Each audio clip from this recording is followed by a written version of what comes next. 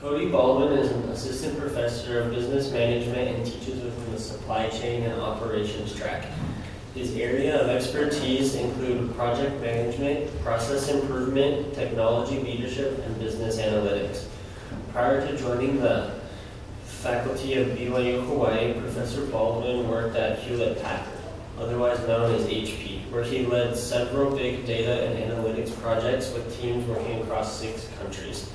He also spent several years consulting agencies within the U.S.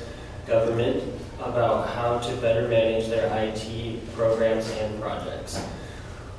While in that capacity, he supported hundreds of projects, developed metrics and scorecards to help improve service delivery, and led process improvement initiatives that resulted in less waste and fewer inefficiencies. Professor Baldwin is married to Maggie Baldwin, and they have 2 beautiful daughters. They met in Northern Virginia and were married in the Washington, D.C. temple. On his free time, he enjoyed spending time with his family, watching sports, and consuming massive amounts of Diet Dr. Pepper.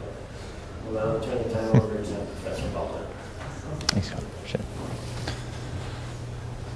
Okay, thank you, Connor. I appreciate that. Well, it's a pleasure to be with you today. I feel humbled to be able to address you. Just as what was mentioned, I teach in the supply chain and operations track. These are some of the courses that I teach. All of them I love. I feel blessed to teach each one of them. I teach Intro to Business, Business Analytics, Project Management, and Lean Six Sigma. Those 4 courses. My wife and I moved from Texas with our 2 daughters about a year ago. We feel pretty blessed to be here, extremely blessed. But as I start, let me address one thing, which I know at least a few of you are thinking about. How was I able to convince my wife to marry me? Because clearly she's out of my league. She's a superstar, all-star in the majors. I'm in the minors just trying to get my chance to bat. Let me tell you a secret. I don't share this very often, but this is a leadership skill. This is what I use. It's important, but often forgotten. It's called Jedi mind tricks. So there'll be a Management Society training on that next month. Jedi mind tricks. Anyway, I might have to use Jedi mind tricks if I have to keep you awake. That might be one strategy for doing that. So as mentioned, before coming to BYU Hawaii, I was working at HP. These are just an example of some of the products that we sell. We make computers, or they make computers and printers, and they sell really, really expensive ink. If you haven't bought printer ink yet, you will at some point. Your spouse is going to have to print things out for primary or elders quorum or Relief Society, and you'll just see the ink drain out of that printer.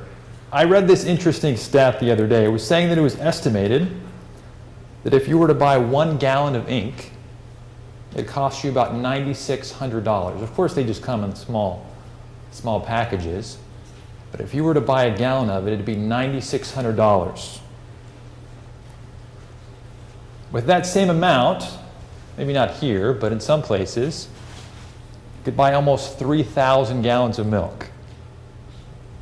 I can joke about that now because I don't work at the company anymore, but if you bought ink in the last 3 or 4 years, thank you. You paid for my family's vacations. I really appreciate that. Anyway, while I was there, I was managing analytics projects.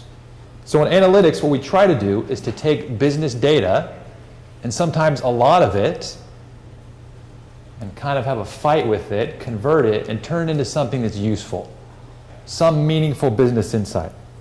So some of the data we'd gathered at HP is where were our computers and printers being sold? How much were we selling? What discounts were being applied when it was being sold? And then we'd also get diagnostic information. If you've ever plugged in a new printer, a lot of times it'll ask you, would you like to send information back to HP or to Epson or whatever else? That's information that we would capture as well.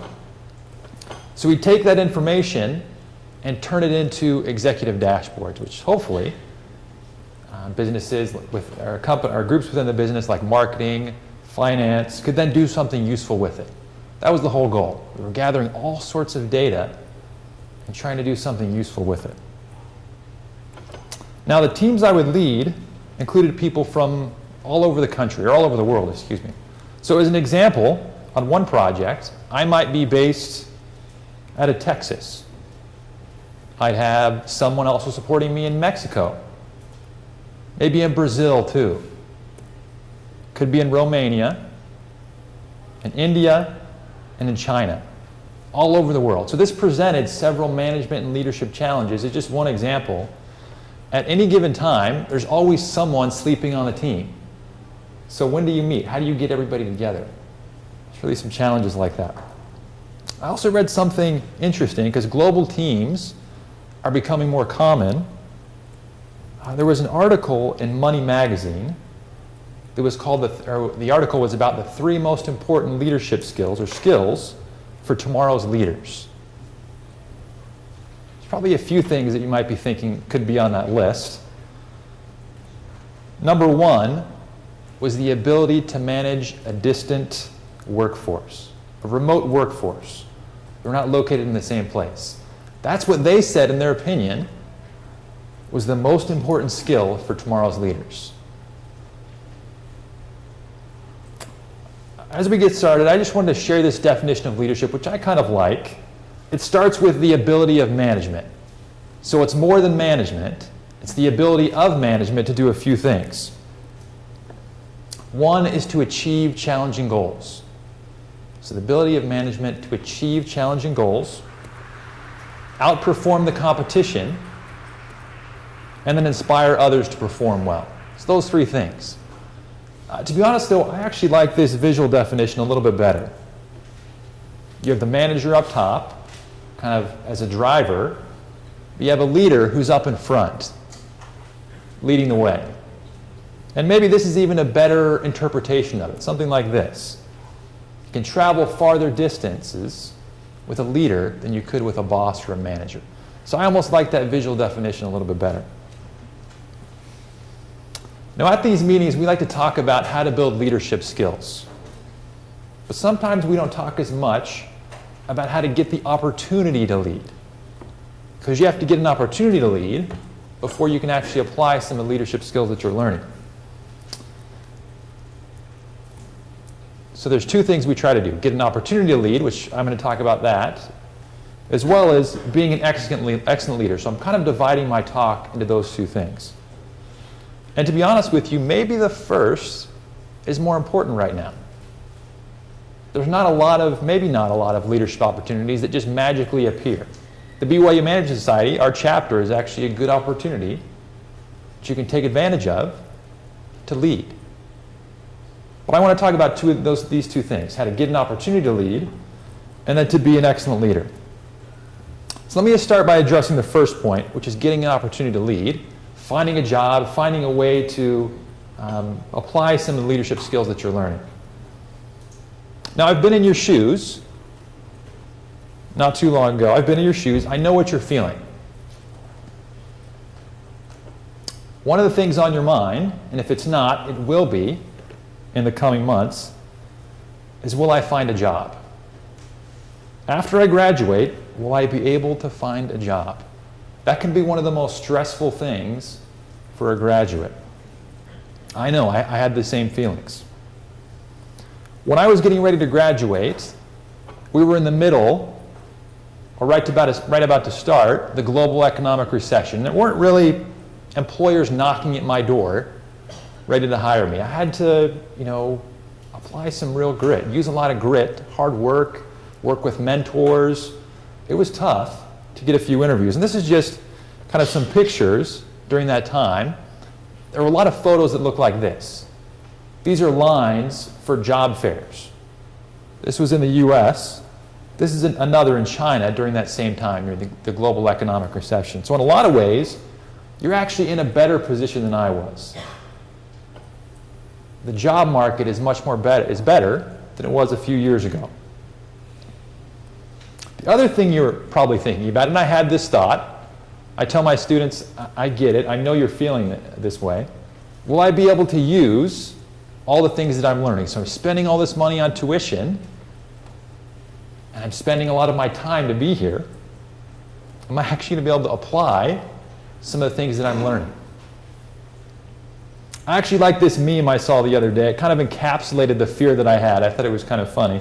So he's saying, I don't know if you can read it, but he's saying life after college graduation, I'm doing so awesome right now.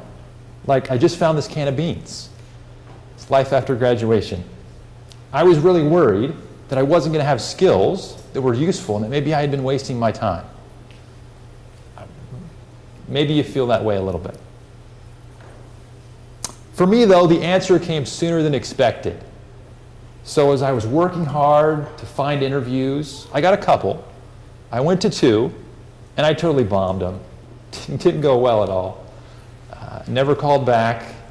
I got one more interview, though. I was lucky enough to get a 3rd interview at a separate company. And during my 3rd interview, they asked me to draw a process flow, something that I had just done in one of my classes. I don't think if I had not learned that, I'm not sure I would have gotten that job or gotten a job